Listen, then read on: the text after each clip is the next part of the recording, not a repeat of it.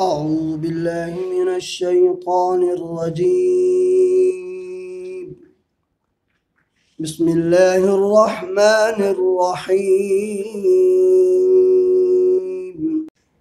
يسبح لله ما في السماوات وما في الأرض الملك القدوس العزيز الحكيم، والذي بعث في الأميين رسولا منهم يتلو عليهم آياته ويزكيهم ويعلمهم الكتاب والحكمة وإن كانوا من قبل لفي ضلال مبين، وآخرين منهم لما يلحقوا بهم وهو العزيز الحكيم. ذلك فضل الله يؤتيه من يشاء والله ذو الفضل العظيم. مثل الذين حملوا التوراة ثم لم يحملوها كمثل الحمار يحمل أسفارا، بئس مثل القوم الذين كذبوا بآيات الله والله لا يهدي القوم الظالمين.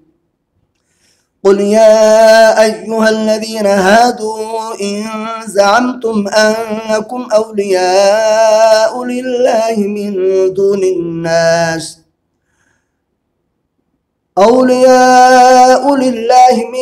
دون الناس فتمنوا الموت إن كنتم صادقين، ولا يتمنونه أبدا بما قدمت أيديهم والله عليم بالظالمين.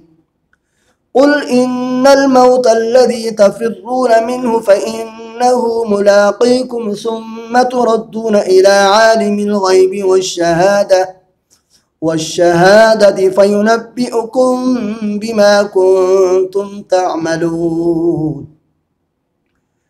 يا أيها الذين آمنوا إذا نودي للصلاة من يوم الجمعة فاسعوا إلى ذكر الله وذروا البيع ذلكم خير لكم إن كنتم تعلمون.